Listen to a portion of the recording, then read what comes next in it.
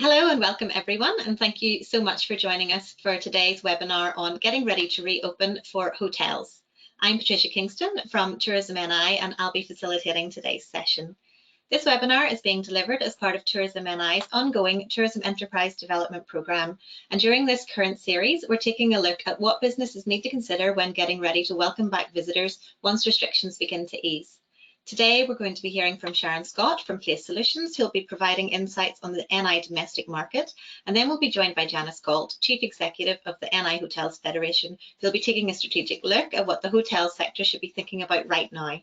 Finally, we'll be hearing from my colleague, Samantha Corr, Manager of the Tourism NI Quality and Standards team, who's going to be giving us an update from the Q&S team and sharing some useful tips on getting ready to reopen. This year's TED programme has been designed to continue to help the tourism industry here survive and recover as we start to move forward from the events of the past year. We're continually reviewing and evolving the programme based on industry needs, so please do keep letting us know what else you'd like to see featured in the programme in future, and I'll explain a little bit more about how you can get in touch later on.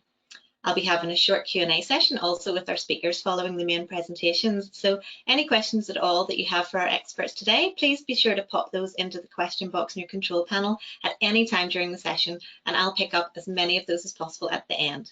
So now, without further ado, it's my great pleasure to introduce our first speaker, Sharon from Place Solutions, to kick off today's presentations. Good afternoon, Sharon.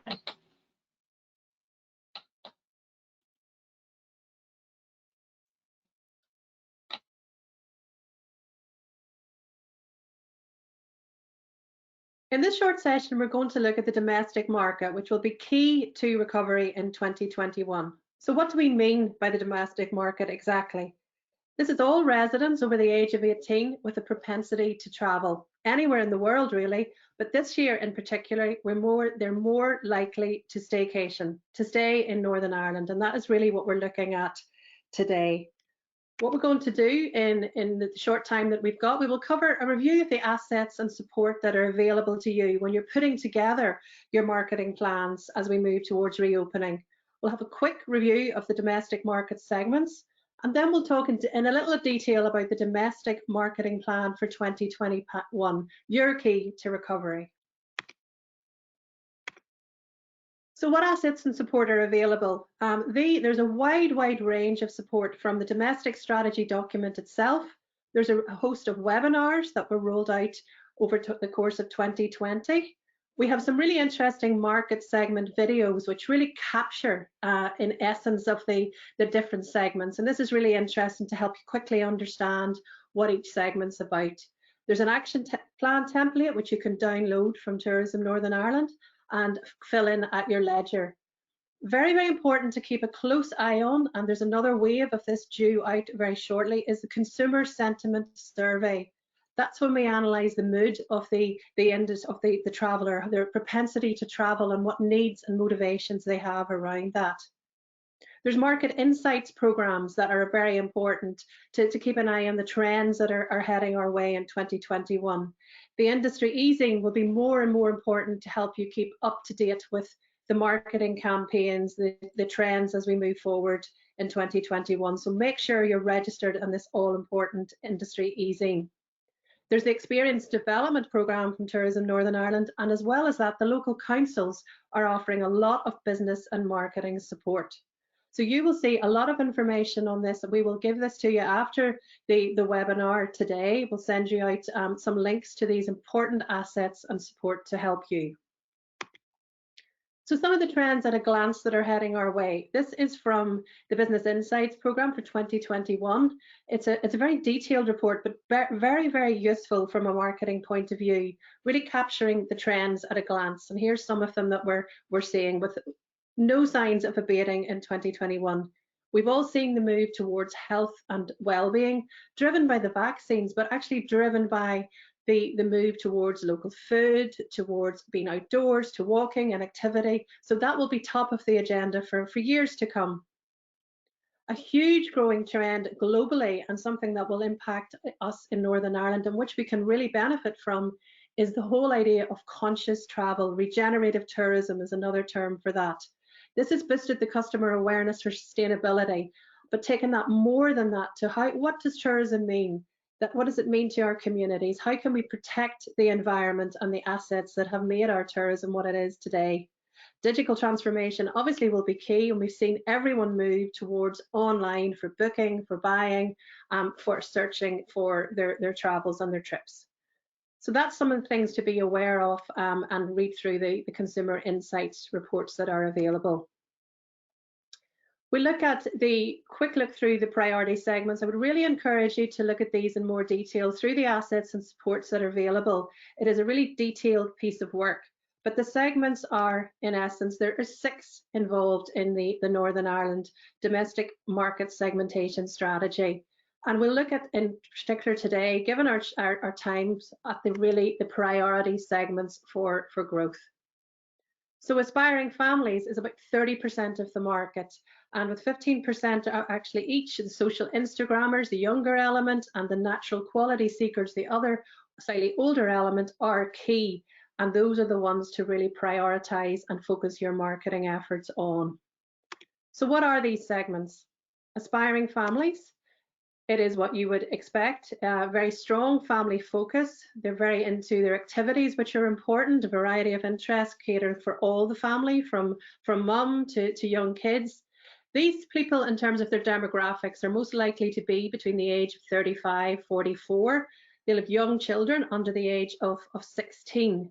So that's an important element at 30% of the market this summer, in particularly. If we look at consumer sentiment, they're looking to come, particularly July into August, when travel opens again. So they do quite a lot of research. They're into the seeking value. They're not, but they're not prepared to pay for quality if they think it's worth it. The next one that we come to are natural quality seekers.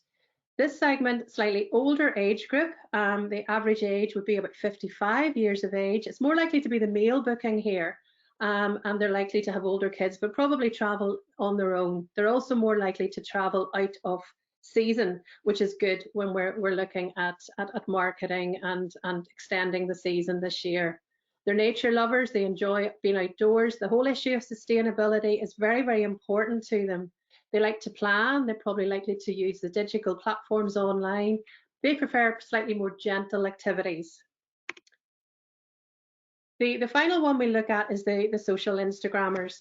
These guys are younger in age group. Actually, they're 18 to 24, 29%, 26% below the age of 34. So certainly that younger catchment. They like the buzz, the atmosphere, the nightlife, and the pubs when they open. They actually want to broaden their mind as well, and this is a slightly shift, that they're not just party, they want to look at the activities, really have something to do as they're in the location. So that's going to be an important element of growth.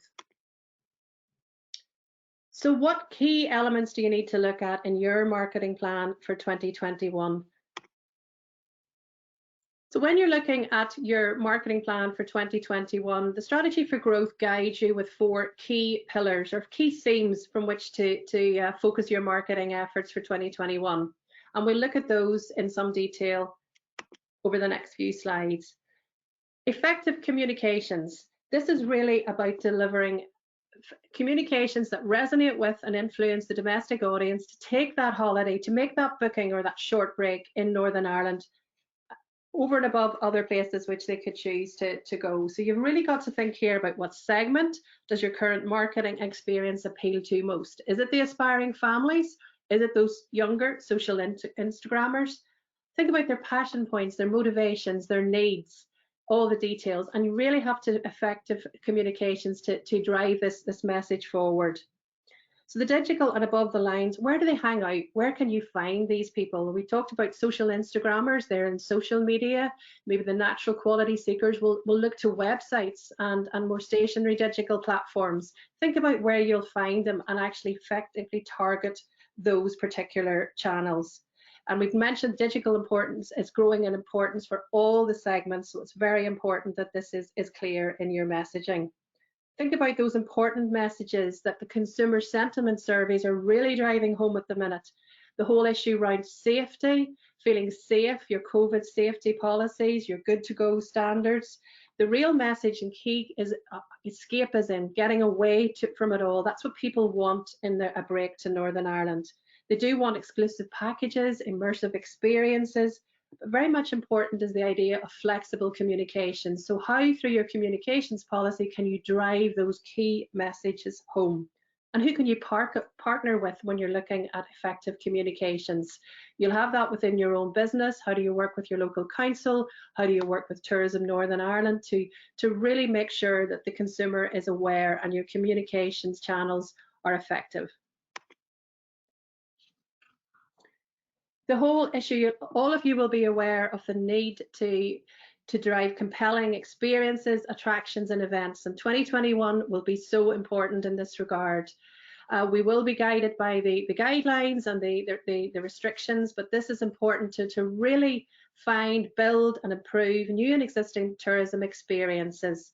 How do we do that? We will look at your target markets again. What additional elements, additional product and experience elements do you need to win that priority segment? How can you enhance your existing offer?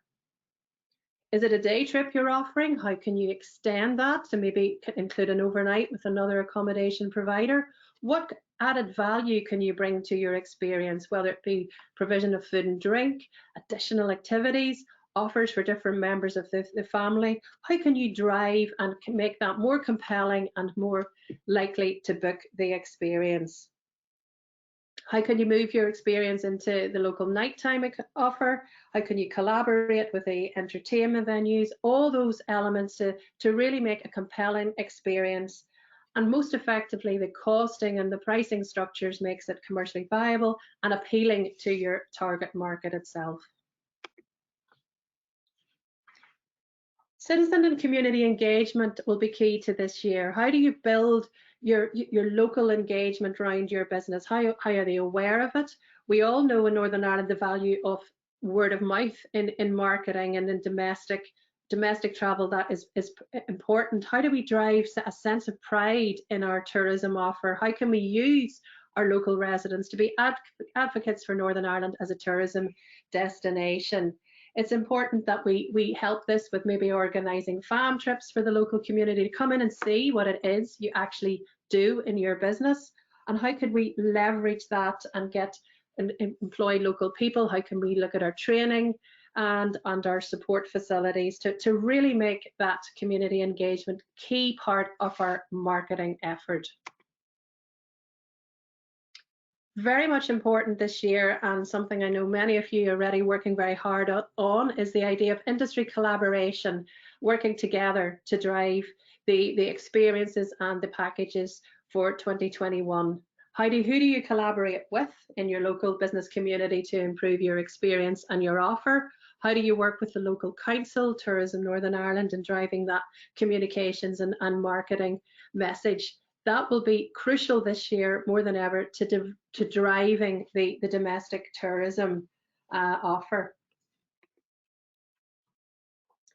So finally, your recovery marketing plan itself, we've gone through how you can structure and develop that. It's really all about inspiring people to staycation and home, to embrace Northern Ireland's giant spirit. Looking at all those, you'll need to be aware of the brand. I know that we've done lots of webinars and there's lots of support available to really understand how you can awaken the giant spirit within your own business and your experience to the visitors. We'll be looking at the rolling out in the weeks and months ahead of a Tourism Northern Ireland campaign, a recovery marketing campaign to really help you target those domestic travellers. The councils will be running series of local campaigns. So as a business, be aware of what's happening, when it's happening, when it's safe to do so, and really look at hooking your individual marketing efforts with what's happening at the council and tourism NI level. That will be key, that everybody collaborates and works together. Really be aware of consumer research. That is so crucial this year more than ever. It will really inform your marketing tactics. This is all about acting quickly. The market is going to open up. When it does, we anticipate that will happen very quickly. We all know of that latent demand for travel, so it is about planning now for the months ahead, and that is so important that we actually start that now with your business colleagues, with your existing staff, and with the wider agencies that are already working very hard on this marketing element. It's all about the epic fun without the epic track. Some of the visuals that we've been showing through the presentation look at the round in the autumn. It's not about how far, it's about how fun. That's your aspiring families to the forefront of that particular image. It's about the warmth of welcome, the ability to get away from it all, very front and foremost in the last consumer sentiment. They want escapism, they want the world-class food and drink showcased to them, the beauty of the landscape and those important immersive experiences targeted to their particular needs. There will be an increased focus on the good to go standard to drive those feelings of safety, that all important consumer confidence. The We're Good to Go logo is now supported by a global quality mark under Safe Travels, giving it an added value to you. So make sure that's absolutely prominent in all your marketing collateral across your digital platforms. The consumer sentiment research is showing that 2 out of 3 people will actually choose a location that's demonstrating we're good to go, as opposed to maybe somewhere that's not. So it's important that we show our accreditation, show that we are ready and we are safe to reopen. This is all about getting the best projects for immediate bookings. The bookings, the planning we know is happening now. The bookings will come, and hopefully by working together on our marketing planning, we will have a very, very good season and recovery. Thank you.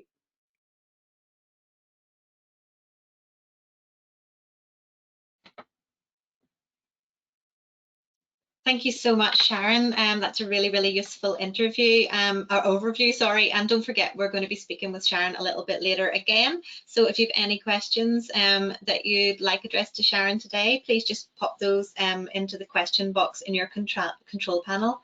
It's now my great pleasure to welcome Janice Gault, Chief Executive of Northern Ireland Hotels Federation, who's going to share some of her wisdom with us all. So Janice, are you there? Hi, good afternoon, Janice. Good afternoon. Hi, Patricia, nice to see you, and thank you for coming along, and thanks Sharon for a run through the new schemes and the new ideas that are out there, which is good to see, and hopefully I will be able to add a little bit to those this afternoon. So it's very nice to see you, and welcome everybody, and thank you to Tourism Northern Ireland for this opportunity to speak.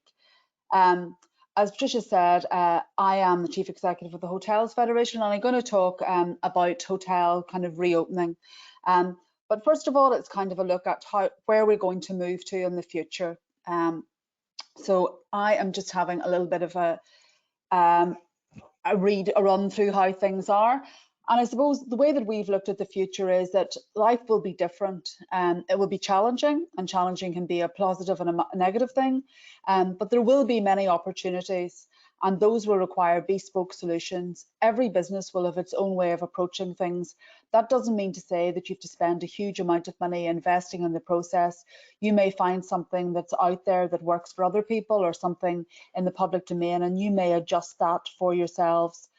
I've looked at this as an overall process. I haven't gone through links for checklists, risk assessments and matters like that.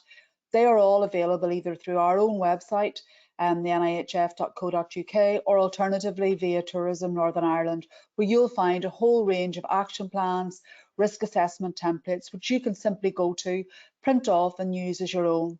I have looked at 5 key areas that we feel are very important as we move towards reopening. And the first thing to say is hotels will reopen. I realise that we are now on our 3rd lockdown, which is leaving people more than a little deflated. So therefore, it's important to look towards reopening. We're coming into spring now. St. Patrick's Day is tomorrow. Easter is coming up. So we will reopen. It is disappointing that we don't have a date at this stage, but I hope in the next number of weeks we will be able to come up with a definitive time when we will see reopening as the goal for us to get to. As I've said, we've looked at 5 key elements, which are people, product, premises, promise and profit. And I've constructed this around those 5 key elements that are out there. I suppose in many ways, people remain the greatest asset of our industry. And we've all had the situation where our staff have been on furlough. It's been a long road for everybody. But when your people come back, there are certain things that we need to be aware of. Your people need to be trained, aware of what's going on. They also need to feel safe. You need to make sure your business is compliant. You need to make sure they're confident maybe of delivering a service that they've never delivered before. They need to be engaged with you, the business and the customer, and they also need to be ready to go. We've spent a little bit of time looking at this. Many of your staff are returning after a very long break, some maybe up to a year. You may need to recruit people, so joining those two groups together and creating a new team will be crucial.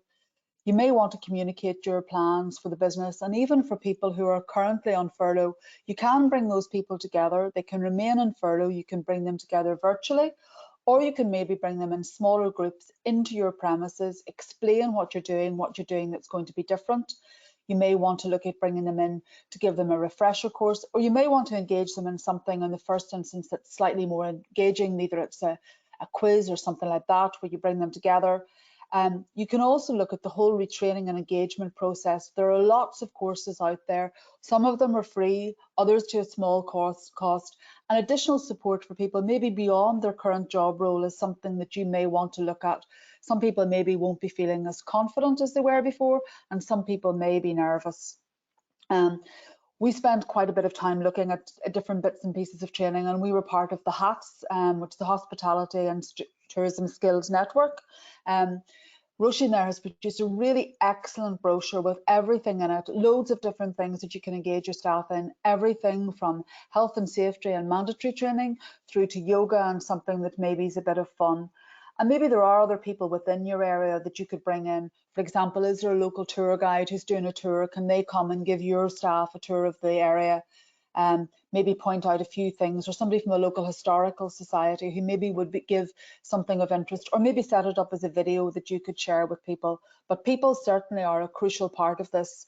The Federation will be doing a couple of specific workshops on this with Tim Brown, who some of you may know, looking about the road to recovery and who's going to join you on it, and a girl called Helen O'Leary who'll be doing some work on the segmentation piece, making maybe your staff aware of the different needs of those particular sectors that you haven't dealt with before. And that's an important thing.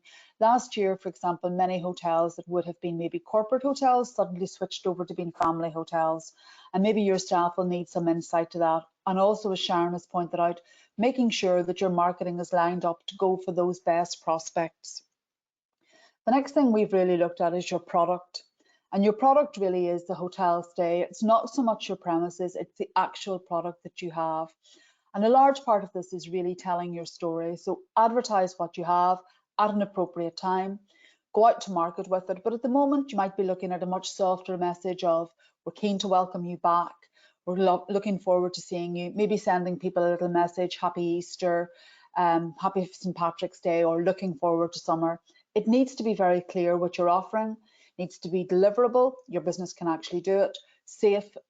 Guests are very interested in safety. It's one of the key things that has come up in every customer sentiment is it a safe product? Is it COVID compliant? And the real thing is it flexible? If I can't go, can I actually rebook? And I suppose the points that I would make here is every hotel and accommodation is different. You may have a product that's exclusive to you. It may be a picnic if you have a lovely front lawn. It may be a road trip to the hotel that's important. It may be a kids group. For example, some people who maybe use their function rooms for a lot of banqueting and larger events have looked at setting up tables and doing kids activities in those. That's something that you may want to look at coming over the summer months. You can change your product. You may have a core market at the moment, but you may look to move beyond that. And COVID-19 may have altered it forever. Some things that you may have done in the past, you may never do again. You may, for example, have had a huge carvery business. You may have decided, no, this is not what we want to do going forward, but we're going to do a special Sunday lunch. You can add to it, but it's also important to remember that you can remove things if they don't work or your customers don't express an appetite for them. Some of your customers may have changed. Some of people may have a larger, older demographic, and you may now look to younger people. So what attracts one may not appeal for the other. Less is often more. You may go for, a simple overnight stay with breakfast. People may like that. You may add on a dinner. You may have a shorter menu and people may find that more appealing. But also you need to adapt to your customer. They may have changed. We did some work last week with Simon Calder, who said your customer will be a lot more appreciative of your product in the future. They may have been at home with their family, and I can certainly speak for myself, having cooked continually for the last 9 months. It'll be lovely for somebody to give me anything. Quite happy to have beans and toast, but hopefully it'll be something slightly more exotic than that. The next bit we look at is your premises. And for many people, you need to distinguish between what's your product and what's your premises. Yes, they're the investment, they're the flagship, they're a physical expression of what you are, and they need to be maintained. And with other things post-COVID, they need to be safe, compliant, appropriate, and findable. Particularly maybe as we move towards new markets who don't know where you are, making sure that your premises is easily findable, is parking easy to access, where it is, and make sure that maybe your staff know that narrative. For example, if you're reopening in a slightly different way, make sure your receptionists have that information available and ready to go. Every hotel, as I've said, is different. You may have 10 bedrooms, you may have 20 bedrooms, you may have 40 bedrooms. Doesn't really make a lot of difference. Some people will, if they're larger, will only be able to open a certain amount of them due to social distancing. But as time wears on, we hope that business will be able to return to a more normal footing. You can change with investment, large or small, very small things, changing your signage, changing some of the processes that you do is an investment, but you can actually do that very effectively. Your building may have altered permanently. For example, you may be using a different door for entry, a different door for people coming in, and that traffic flow you may want to hold on to. You may look at changing within your rooms. For example, you may have had a lot of old literature that's there. You may now look at putting in an iPad, or alternatively giving your customers a QR code that they can check in on. You also may want to keep a record of everybody who comes into the premises when they check in for track and trace. That's maybe your opportunity to engage with them, or alternatively to engage with them before they arrive, giving them the layout of their building, a map of where they are, a map of the local area. And your business will evolve as it did last summer. Many people made fundamental changes which they've held on to. This summer may be very similar. You may add on and adapt more things.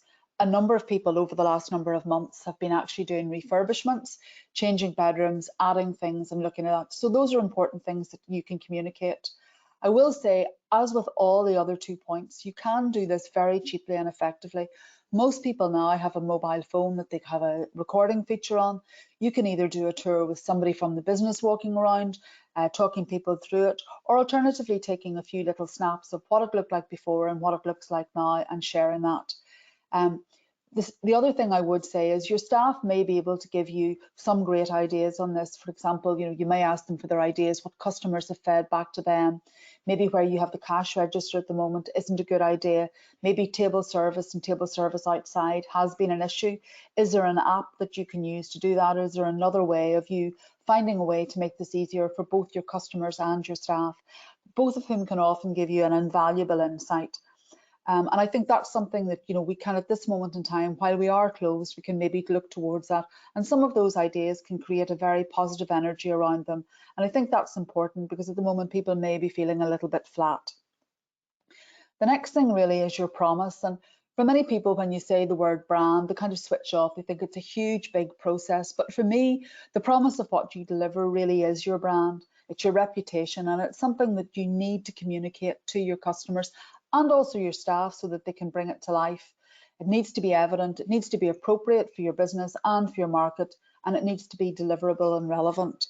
One of the ways of looking at this is, who is your ideal customer? So your brand is an investment.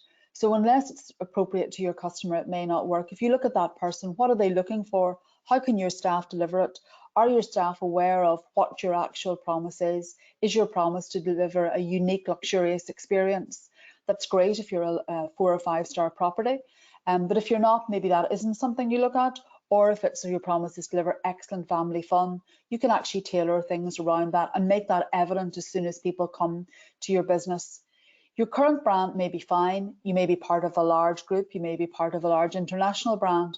And COVID-19 may require you to revisit this. Many people have done this. They've put their safety statements in along with that. They've put a special landing page on their website. They've created short videos, short leaflets. They've actually changed it so their brand is reflective of that. The one thing I will say is your brand really doesn't need to be expensive. Many people think that branding is a huge, huge process that involves hundreds of people.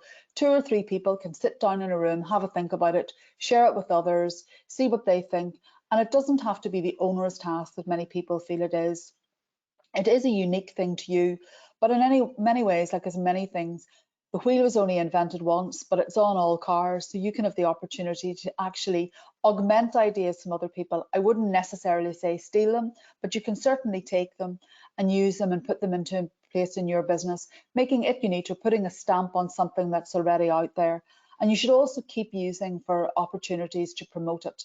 If you're, part of your thing is to deliver a very unique experience for one particular customer segment, you can ask them to be advocates for that. You can ask them to promote it for you, and you can ask them to post on your Instagram, social media pages, or your website saying, oh, this is a great idea. I stayed there, it was really good. And those are things that you can really build on to help make your business more successful in the future. The last P is profit. And in reality, this is an essential part of business. Like it or like it not, is the purpose why we're all here. It does allow you to trade, but you should communicate the fact that you are in business to make money, not in a sort of an ignorant or obese or offensive way, but you should actually make sure that your staff are aware of that. This allows you to invest, grow, adapt, and makes your goals of your business achievable. I think one of the big things about this is that all successful businesses are profitable. That doesn't mean that you're ripping people off. It does mean that you're actually providing them with the service. For us, I saw a very interesting exercise that we did a number of years ago where they put out the average hourly rate of a pilot, of a doctor, and one of the people was David Beckham, and David Beckham at that stage earned £5,000 an hour. So therefore, charging David Beckham £100 for a cup of coffee was irrelevant, because for him it was the same thing. But your staff need to be aware of not only the cost of the business, but the profit and also the plans, because they are invested in it. If your business is not there, they will not have a job. And that's an important thing for you to share with them. I'm not saying you share every explicit detail, but they should be aware of it. You also should understand your relationship with your financial institution. Banks do not like surprises. They like to see cash flow. They like to see how you're going to spend your money. And at the moment, they're a little bit nervous. We're a little bit like the dodgy date that's out there. This is a business that's a little bit under pressure. So banks like to get some reassurance. You may need to adapt your business. You may need to look at alternative funding for that. That may not come from your primary financial institute. You may look at doing it a different way. And those are all things that profit will govern. Your profit also may not be immediate. And for the rest of this year, you may have a very limited profit. You may just break even, and you may not be able to meet some of your commitments. It's important that you readjust those. By next year, your business will be viable again, hopefully. Everything will have returned to some more normality, and we will be on a better road to recovery and a better footing. Federation has produced a document where we see this being a 5-stage recovery, and we really see recovery coming about this in the next year. It's not just opening up and simply switching on the lights and everything being the same again and you being back to your same profit levels.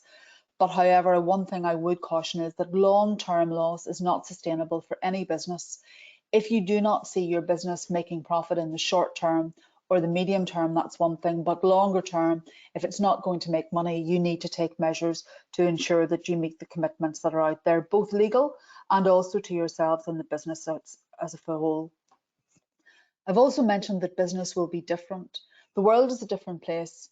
It's very different today than it was 10 months ago or 12 months ago. And this is a global phenomenon. Society has changed, the market has changed, your customers changed. People want things to be a lot more adaptable, but all of this gives you opportunities.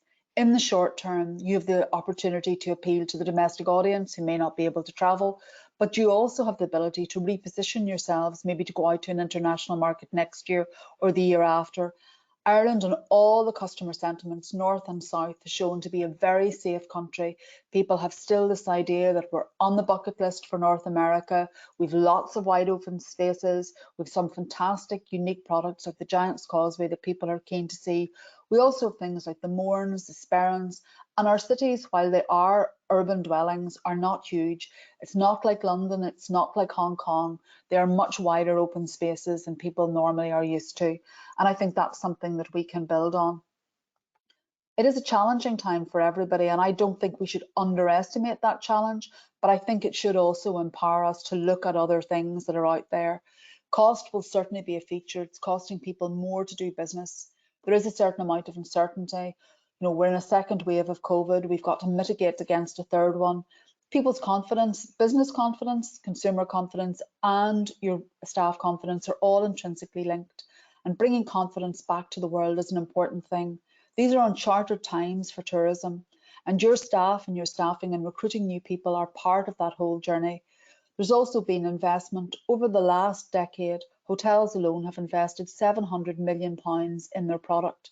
In 2019, we broke the £1 billion barrier for tourism, and it is important that we get back on that journey and that we return to contributing to the economy of Northern Ireland. And I think we have the opportunity to do that in the short term this year in staycations, and in the longer term on building upon that. There are opportunities out there, and I suppose there's lots of words around here. You could say you've got to be flexible, nimble, agile, all those other things, but there are opportunities and they are identifiable. You have the staycation, you have a pent-up demand, you have people who haven't been out for the last year, myself included. You have savings, people have saved money, maybe not spent it. They want to reconnect with relatives, they want to see their friends, they even at this stage possibly want to see their enemies. When you look at it, you can reinvent your product as something that appeals to that wider audience. This map shows our actual receipts from 2019, and as you can see, we do get business from overseas. So if we look at overseas market, it's worth 4.2 billion, but if you look at what's below that, GB, ROI and Northern Ireland markets, they're all markets that we can return to relatively quickly, hopefully within the next 6 months. We got £750 million roughly from those businesses in that segments from 2019. And the hope is that we can actually return to that, ensure that those businesses come back and actually maximise that pent-up demand. Make sure that your business can go out there. Sharon has touched on those things in terms of marketing plans. There's a lot of other things that are out there. We've had recovery funds, and we hope to be back in market. There will hopefully be the voucher campaign for the stay-at-home campaign, high street campaigns, and other initiatives that people will be able to avail of to ensure that people do come here. I suppose that for many of you who know me, this is very much a new era. And that's something that I think many people are afraid of, and I can fully understand how challenging that is. And for everybody, you need to have a reopening plan. It might be just simply a small piece of paper, but you just need to have a look at it, and you do need to share it. And on that, we would see you engaging your staff, telling your story to everybody, maybe a slightly different story to your staff than your customers, adapting your business. And I think I will attribute this. Niall Gibbons said, this is the time to dazzle your audience, dazzle with them what you have, the view that they haven't seen for maybe the last 12 months. Stay flexible, offer your customers good terms that you can live with. Don't be afraid of change, and plan for profit. And those are the main things that I think that you should look at. There's a lot of information out there and a lot of different websites and a lot of different guidelines. We will continue to update our guidelines and let people know and give them out a short refresher, or if there are any questions people have, certainly they can email me and I will give them the answer as succinctly as I can. Things have changed in the past. We're unsure what we will open up to, but we have asked for people to open up to a viable and sustainable framework, and we hope that that will be the case. Finally, I think for many people, this is one of the best quotes I saw from Winston Churchill, which is: a pessimist sees difficulty in every opportunity, and an optimist sees an opportunity in every difficulty. In my experience with the hotel sector in particular, most people are optimists. They're always keen to maximise that opportunity. And I hope that you have the opportunity to do that in the coming season. And I hope that you all get open very soon. Thank you for your time, and I wish you all the very best. Thanks so much, Janice. Lots to think about there for everybody. And again, just a reminder to everybody watching here this afternoon, if you have any questions for any of our speakers at all, please pop them into the questions panel and I'll pick up as many of those as I can a little bit later. It's now my pleasure to welcome Samantha Corr from our Quality and Standards team at Tourism NI. And Sam is going to give us a quick update on certification and quality assurance, and it's also going to be sharing some of her top tips for reopening. So, oh, hi Sam, lovely to have you with us today. Over to you. Thank you very much, Patricia, and thanks very much to Sharon and Janice. for very interesting presentations. I'm just trying to get started here. Yes, so as Patricia says, I'm Samantha Corr from Tourism Northern Ireland. I manage our quality and standards team here. So we know about the challenges posed by COVID-19 and the road ahead of us. However, there are some signs of hope, and I know many hotels here are looking forward to a busy summer. There's lots of great work going on here at Tourism NI, from market research and insights to getting ready to switch on our marketing campaigns. And the team's trying to secure future business from business tourism, from golf and so forth. So I wanted to give you an update on some of the things that my team has been doing, what we've learned along the way, and how this helps you.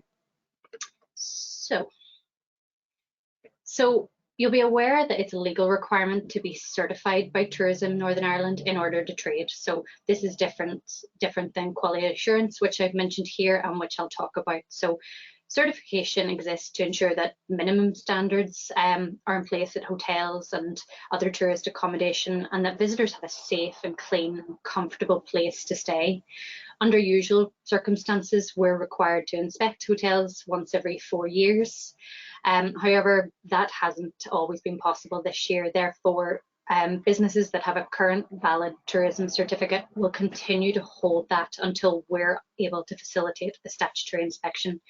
We've already added on a 4-year extension to renewal dates to take into account the first period of closure, and we hope to be able to do a bit more on that. Then for quality assurance, so that's the star grading scheme. So in terms of the quality assurance membership, we've added a 1-year extension to all existing memberships free of charge. So current star grades will remain unchanged until the next time that we see you. So both of those elements, they're a significant financial contribution from Tourism NI, but it's our priority to support tourism recovery, and we think that this will be very important. So what do you have to do next? You don't have to do anything. We will contact you once your inspection is due, or you're more than welcome to contact myself. I'll put contact details at the end, or any of the team to chat through and get your dates. One thing I will ask, I've put the owner's login portal address there. If you wouldn't mind making sure that you keep your contact information up to date to make sure that you get communication from us. So ownerslogin.tourismni.com, and if you've any trouble getting in, there's a forgot password functionality, or again, give myself or any of the team a shout.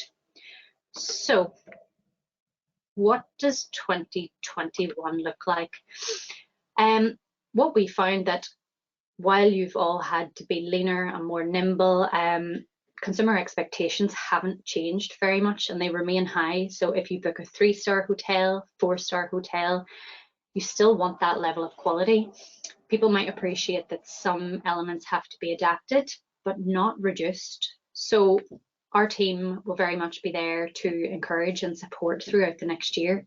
We're hopeful that we can actually return to assessments in the next month. Priority will be to assess brand new businesses opening up, or new applicants to the quality assurance scheme, or anyone waiting for a reassessment visit. Then we'll move on to other forms of assessment. So we're confident that members of the quality assurance scheme are already providing a high level of service and quality and safety as well. So our role is very much going to be supporting you to continue doing that. The team did continue with some assessments during 2020, and overall it was a very, very positive experience. Hotels would have a strong network and happy lifting the phone to each other or to Janice or ourselves.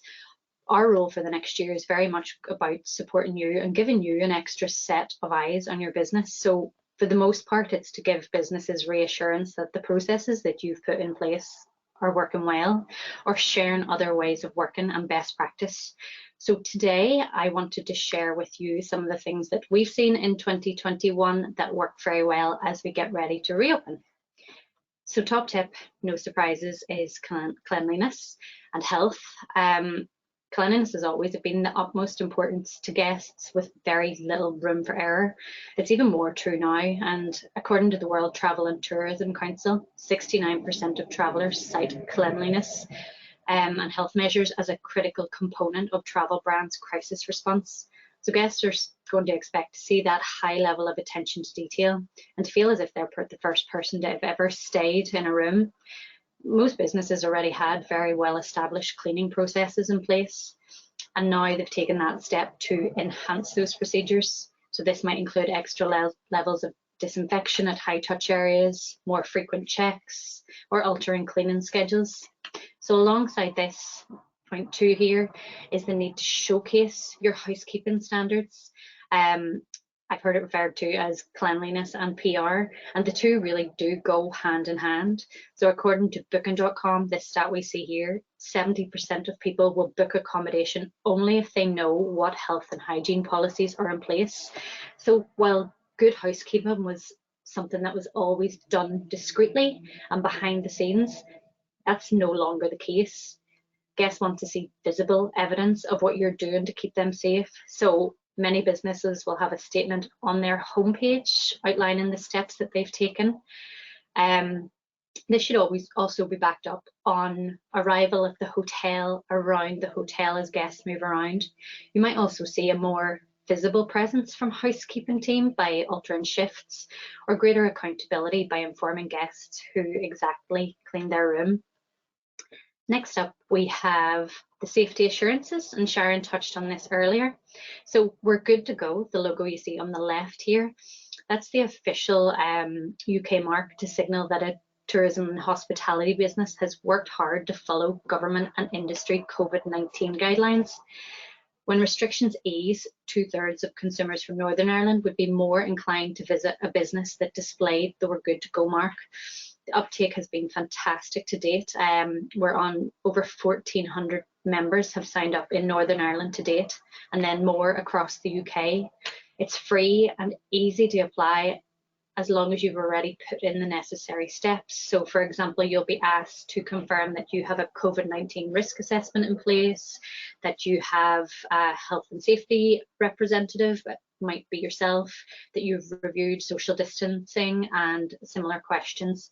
So spot checks are carried out, and actually the feedback from the team has been fantastic, and businesses have done very well, and they're actually proud to show our team what they have been doing and the measures they've taken that they've put in place.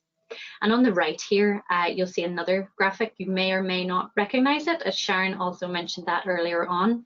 So the team has been working with the World Travel and Tourism Conference and have now confirmed that members of the We're Good to Go scheme will automatically qualify for the Safe Travel Stamp. This is effectively the international equivalent of We're Good to Go, so it can be used in your international marketing efforts. Any member should have already received an email about how to register for that, but it's very straightforward. You just log back into the website and follow the steps. Next up, awareness and education. So all hotels are going to have good health and safety procedures already in place, and they'll have been adapted for COVID-19. Risk assessments will have been prepared, and these will continually be updated as restrictions change, as new information becomes available, as arrangements in individual businesses change. Janice mentioned earlier, so Tourism NI has worked with the Department for the Economy and produced full guidance called Working Safely During COVID-19 in Hospitality and Tourism Businesses. So it's a comprehensive reference guide. We're also going to be publishing regular updates on restrictions for tourism and hospitality businesses, as will the Hotels Federation. An excellent resource, I've put it in here as well, and I refer back to it again and again, and it's very helpful, I think, for staff. A lot of us on this call will be very close to restrictions and regulations, and we know the detail. But for anybody who just needs a brief overview of what restrictions are in place across the whole economy in short, simple language, this page on NI Direct is fantastic. So you can either use this link, or if you pop into Google NI Direct, what the regulations mean for you. I think it's a very good tool for keeping staff up to date about what's happening now, because there's so much news out there and different things are happening in the Republic of Ireland versus Scotland versus England. So this is my go-to when I just need a short summary. I've also talked about customer engagement here. And what I'm mean by that is just making it very, very easy to help guests follow the procedures that you have put into place. So as quality advisors, my team walks the visitor journey every day, and it's one of the best ways to identify any gaps. So with regards to COVID-19 and your procedures, you want to make it very, very easy and intuitive for guests to follow them. So take, for example, hand sanitization. This should be available at the all main entrances. So the main entrance to the restaurant, to the bar, public toilets, lifts. You want it to be right in front of visitors or in the line of sight so that it is intuitive for them. They don't even think about what they have to do. Likewise, if you have one-way systems around the hotel, walk the routes and look for the bottlenecks. If there are potential for queues to form anywhere, so for example at reception, let guests know what exactly they need to do, where should they stand, what does 1 meter, 2 meters looks like, and use visual cues such as spots on the ground or other physical indicators. So the key is just to make it very, very easy and obvious for the customer to do what they need to do. Oh, jumped ahead a slide. Jumped ahead a couple of slides, bear with me. So one of the areas we get asked about quite a lot is food service and hospitality, and in particular these 3 points. So Janice mentioned in her presentation about all hotels have opened in some capacity this year and have implemented different procedures. Some will have worked really well, some might not have, but it's time to review and see what fits your business and your guests. So I've mentioned the hospitality tray here. So in some instances in the early days, people did remove the hospitality tray altogether, as it was difficult to understand how to do it safely while still doing it well. So obviously the kettle and tray would still need to be thoroughly disinfected after guests vacate, with some communication to visitors that that has been done. Loose products then, for example, your teas, your coffees, your biscuits, they can be individually portioned so that they can be disposed of if they need to be after the guest vacates. Or alternatively, you can see the whole tray wrapped sometimes so that it's not used. It doesn't have to be, everything doesn't have to be disposed of again. Room service, until nervousness around travel dissipates, room service is going to be very attractive to some guests. Some might not want to eat in a busy dining room, particularly if the hotel is very busy during summer stay. And room service, a lot of hotels handle room service very, very well, and it's an invaluable source of revenue. What we recommend in this instance is then that the room service procedure is clearly established and clearly communicated to guests. So the procedures should be reinforced in room information or in the app, on the phone call when guests phone down to order, or an app if that's the case. Let them know exactly what's involved in the procedure and how it's all going to work. Good practice is to have a phone call just before the food, say, leaves the kitchen, and then a knock at the door, maybe a trolley's left outside, or making use of the luggage rack to leave the tray if it's safe to do so. Food would always be covered and staff would be masked. And then the collection procedure clearly established as well. Similarly, again, the breakfast buffet, it isn't gone, it's changed, but it's not gone. Some hotels have taken the opportunity to move to table service because that was something they had wanted to do. However, there's still a place for the buffet, and we've heard about some businesses who did take it away, but then due to demand from the guests, it was reinstated. Generally speaking, it's not going to look the same as it did before. You'll see staff serving and plating food. The bain-marie and the hot plates would be screened off from guests. Shared utensils would be minimised or likely restricted altogether. If there's any element of self-service, so for example, the single-serve cereals, those foods must be individually wrapped. Likewise for breakfast, some hotels have moved to a booking service like they would for dinner. And again, it's just about guest choice and that, and making sure that guests know, say when they book, that they are going to have to book a time for breakfast so that they can prepare, get the time that they want. Doing that helps to reduce, say, congestion outside the breakfast room at lifts, and might even minimize or reduce congestion at checkout. And then my final slide, adapting for the future, and we've heard quite a bit about that today. So early on in the first lockdown, our chief digital officer had said to us that we've seen 3 years worth of digital innovation in 3 months, and we've all become that little bit more tech savvy in our personal lives due to working at home, and we're a bit more ready to adopt new technology. So some businesses already are very advanced in their use of technology.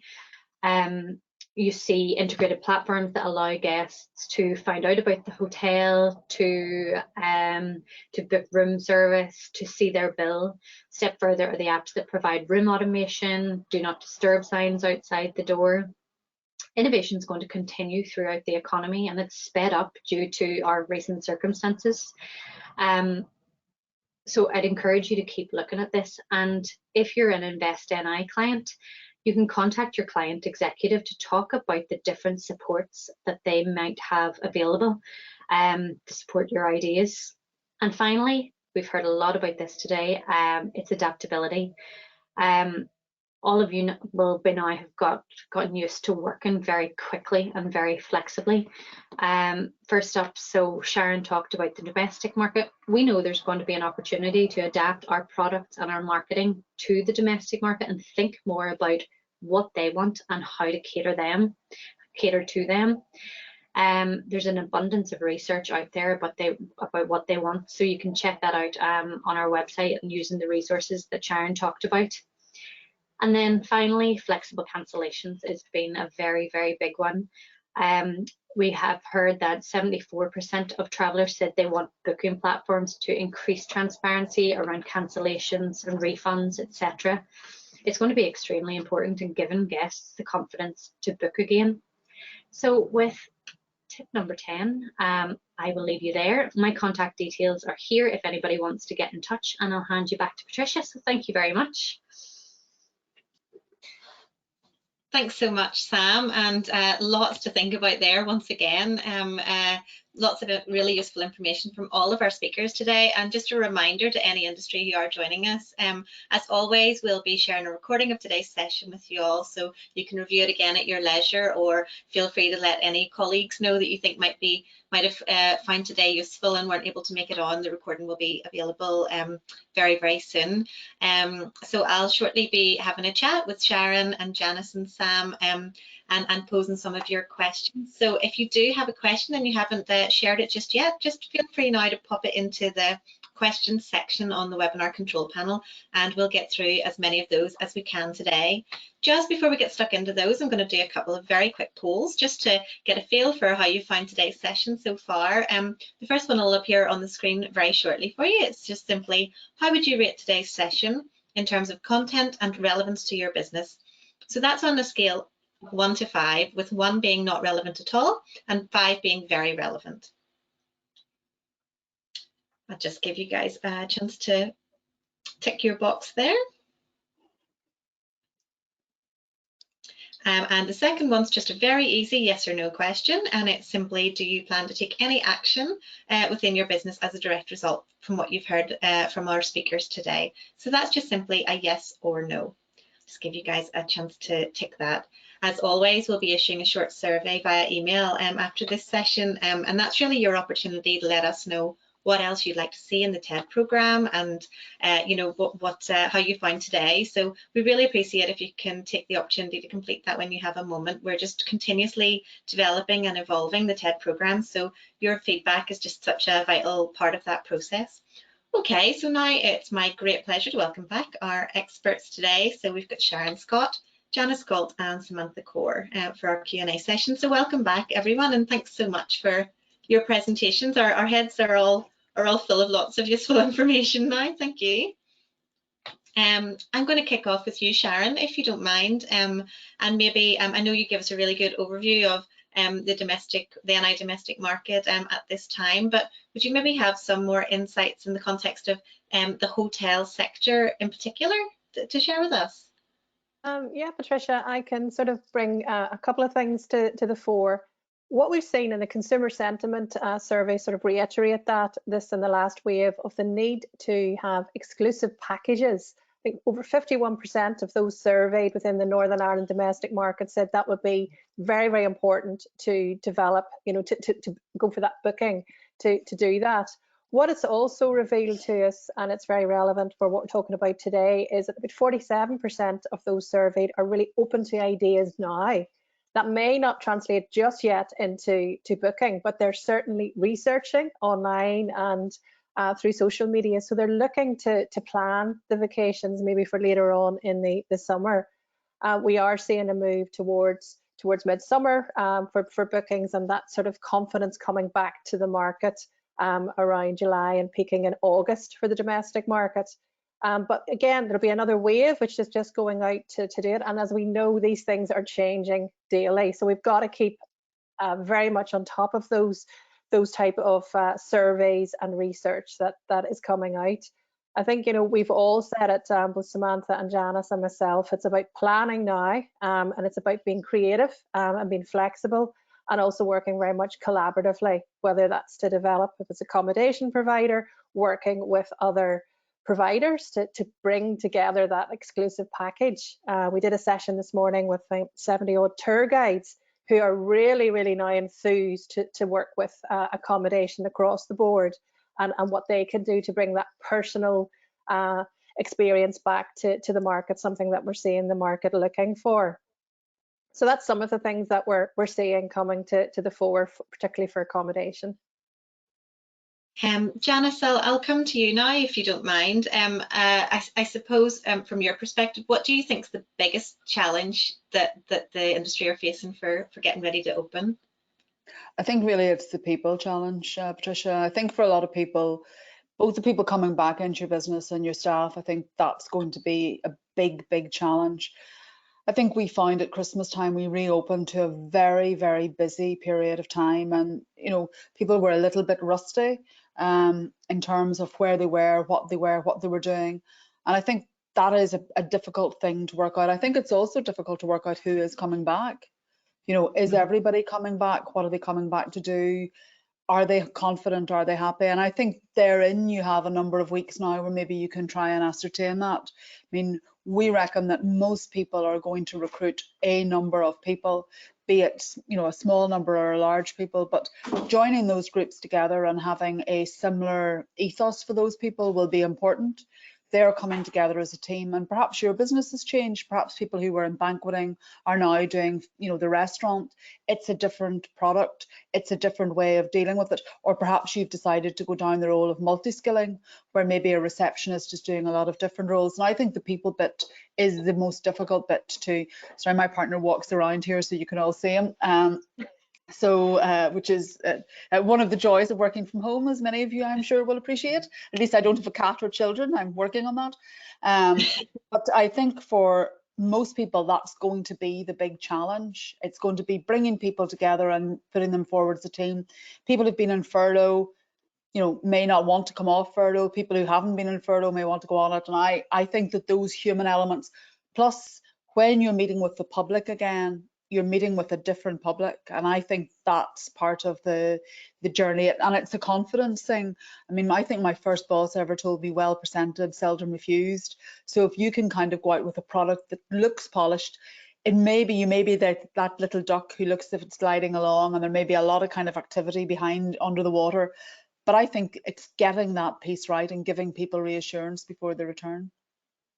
Yeah, we have actually had a question in there, Janice, from someone they're just a little bit worried that even if they do sort of advanced training for their staff and do their best, that you know, if the people start to flood in right away and it's doors open and full steam ahead, that the staff might not be match fit and ready to go. I don't know if you've any specific advice on that at all.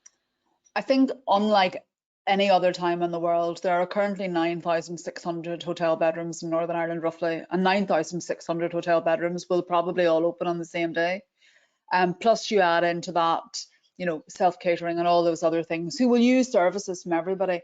And I think maybe part of it is control. A lot of people the last time decided to open maybe 50% of their bedrooms the first week, 60%, maybe take very strict bookings in all aspects of their property, be it their bar, their restaurant, whatever it was. Also maybe looking at using your banqueting space maybe as a restaurant space and changing it around. I think that control element is quite important for particularly the first weekend.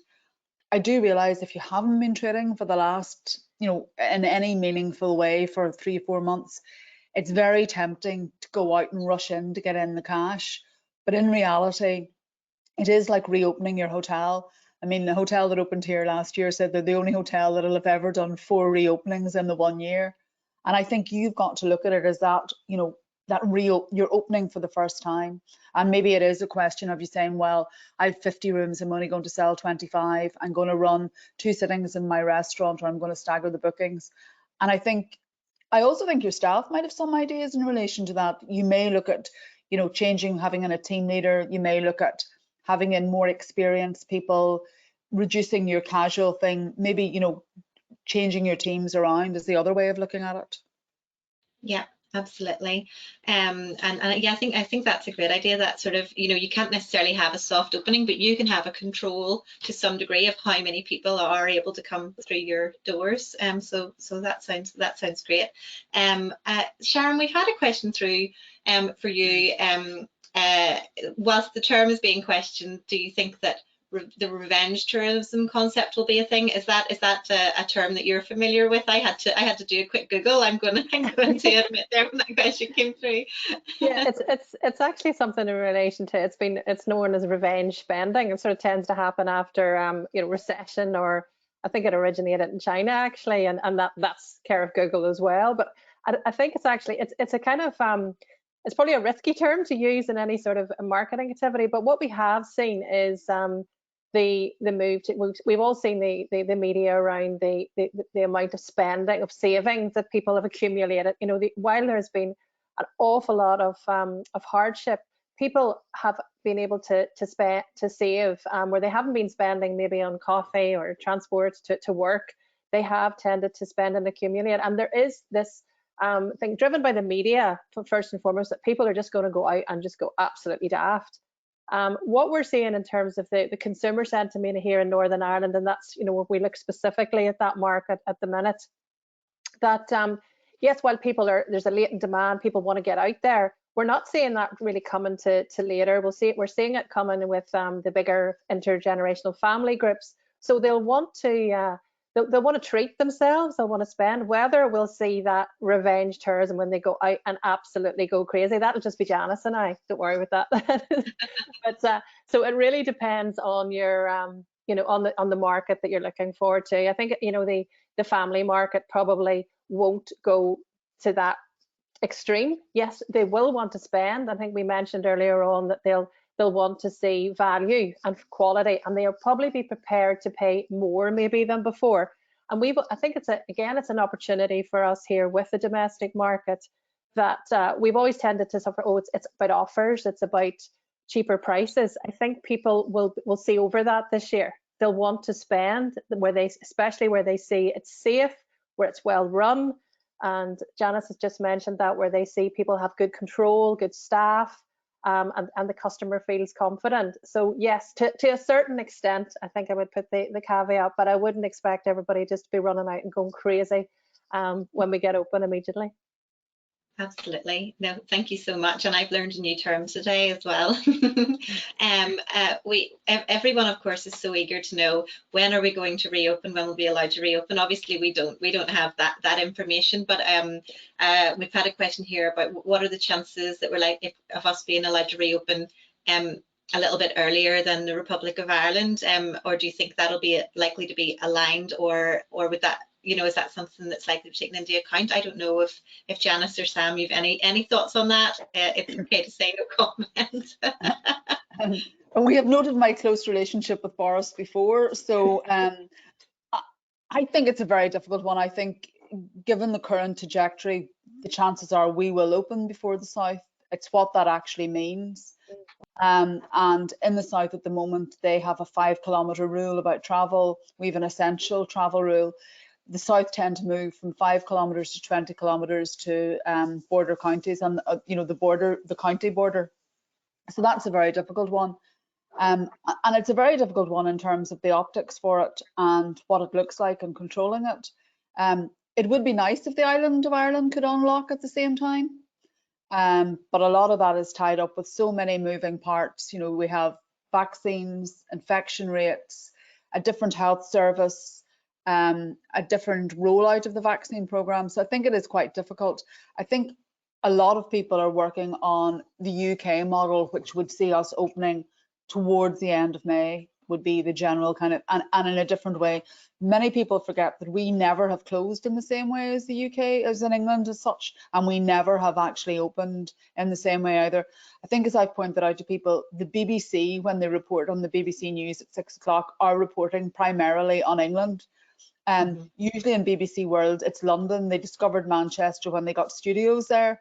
So it really is an England model. Wales are running to their own stuff, as is Scotland. My understanding is that Scotland are talking about a late April limited opening. The problem for us is a lot of those limited openings make business really unsustainable. You know, opening with outdoor eating only and residents only is a very difficult one, particularly as a lot of hotels in Northern Ireland have a very big food and beverage input, so it's quite difficult to work through that. I think the trajectory at the moment is there's just too many moving parts. I think the fact that, you know, we're getting a bit of a review today, my understanding is there's no real mention of us within that. I would say it'll be the 15th of April before there's any clearer indication.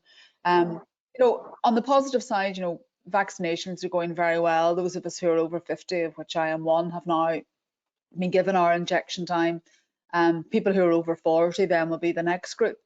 But we've seen in Europe this weekend where there have been third waves, and I think that the general consensus is there is a willingness to stay closed so that we don't have a third wave, and a willingness to stay closed that we can trade for a longer period of time.